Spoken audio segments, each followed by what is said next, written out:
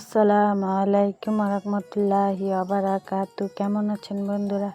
আশা করি আল্লাহর রহমতে সবাই ভালো আছেন। আমি আলহামদুলিল্লাহ প্রতিদিনের মতো আবারও আপনাদের মাঝে চলে আসলাম আরেকটি ভিডিও নিয়ে।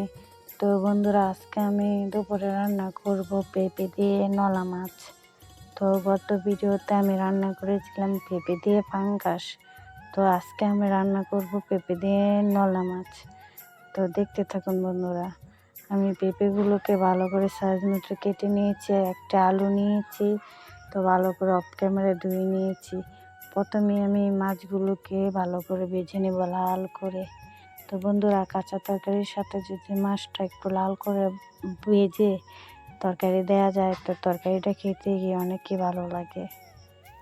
বন্ধুরা, আমার বাসার নেটের কারণে আমি সময় মতো ভিডিও দিতে পারি না বন্ধুরা। যদি আমার ভিডিওটা আমি যে সময় পোস্ট হয় তো বন্ধুরা আপনারা ওই সময় দয়া করে একটু দেখে নেবেন, কিছু মনে করবেন না। আমাদের এখানে অনেক সমস্যা নেটের। তো আমি প্রতিদিনই ভিডিও দিতে চেষ্টা করি, তো কিছু কিছু দিন আমি নেটের সমস্যার কারণে ভিডিও আপলোড করতে পারি না। তো আপনারা আমাকে ভুলে যাবেন না। এই তো বন্ধুরা, আমার মাছ ভাজা শেষ হয়ে গেছে। তো এবার আমি এই কড়াইয়ের মধ্যে আমি পেঁপেগুলো আলুগুলো ভালো করে ভেজে নেব। তো বন্ধুরা, আপনাদেরকে বলেছিলাম আমি যে পেঁপে তরকারি আমি রান্না করলে ভালো করে ভেজে রান্না করি, কারণ পেঁপের কষ্ট আমার কাছে ভালো লাগে না। তো আমি ভেজে রান্না করে খাই, যতবারই রান্না করি পেঁপে তরকারি আমি ভালো করে ভেজে নিই। এই তো বন্ধুরা, পেঁপে আলুগুলো ভাজা হয়ে গেছে। এবার আমি হাঁড়িয়ে বসিয়ে দিব তরকারিটা রান্না করার জন্য। আমি প্রথমে পরিমাণ মতো তেল দিয়ে দেবো হাঁড়ির মধ্যে।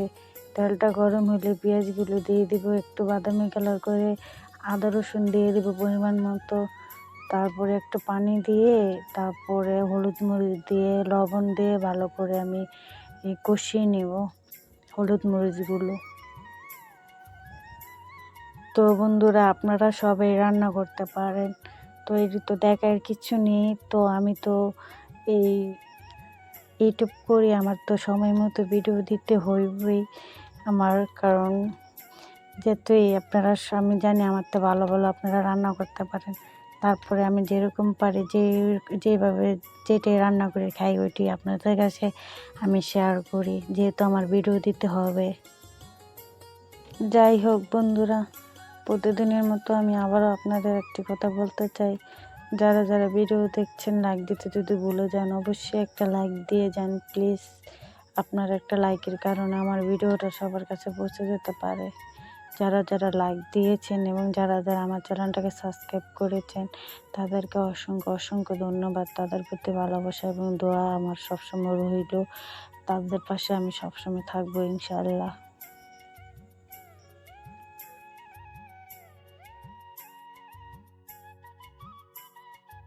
এই তো বন্ধুরা, আমার মশলা কষানো হয়ে গেছে। এবার আমি ভেজে রাখা আলু এবং পেঁপেগুলোকে আমি দিয়ে দিব, আর একটু পানি দিয়ে ভালো করে কষিয়ে নিব। তরকারিটা যত কষিয়ে রান্না করতে পারবেন তরকারিটার টেস্টটা তত ভালো আসবে। তো আমার মিষ্টি আপুদেরকে আমি একটু কথা বলতে চাই, যারা যারা আমার ভিডিও দেখেন প্লিজ ফুল ভিডিও দেখে কমেন্ট করবেন। আমি সবার ভিডিও দেখে কমেন্টস করি, ফুল ভিডিও দেখে আমি টেনে টেনে কোনো ভিডিও দেখি না। তো একটি লাইকের শুরুতে আমি ভিডিও দেখি। তো আপনারাও আমার ভিডিও লাইক দিয়ে দেখবেন, টেনে টেনে দেখবেন না, আমার চ্যানেলটার ক্ষতি করবেন না প্লিজ। আমি অনেক স্বপ্ন নিয়ে ইউটিউবে এসেছি।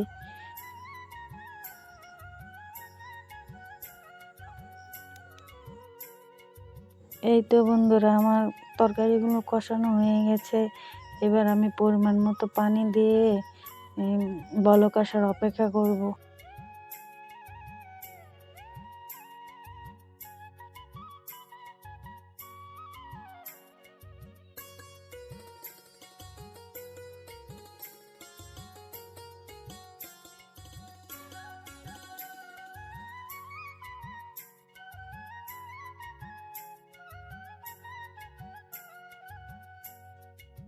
এই তো বন্ধুরা, আমার তরকারিটা বলক এসে গেছে। এবার আমি কেটে রাখা টমেটো দিয়ে দিব, কাঁচামরিচ দিয়ে দিব। তো আপনারা চাইলে টমেটো দিতে পারেন, নাও দিতে পারেন। তো আমি বাসায় থাকলে টমেটো সব তরকারিই দিই, খেতে আমার ভালো লাগে সব তরকারির মধ্যে টমেটো। তো আজকে ঘরে ছিল তাই আমি টমেটো দিয়ে দিলাম। এবার বেজে রাখা মাছগুলোকে আমি দিয়ে ভালো করে ঢাকনা দিয়ে রান্না করে নিব। বন্ধুরা, কাঁচামরিচ দিয়ে দিয়েছিলাম, তো একটি কাঁচামরিচের বটু ফালাইতে মনে নেই, তো ওই মরিচটা আমি উঠিয়ে নিলাম। আপনারা কিছু মনে করবেন না।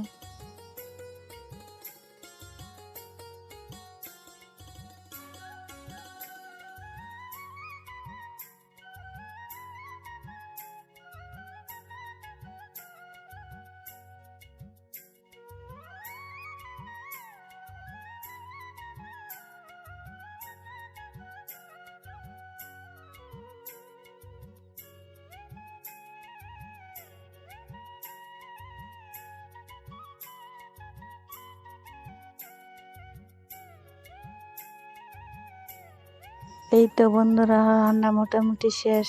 তো এবার ধনিয়া পাতা দিয়ে 2 মিনিট জাল করে নামিয়ে নিব।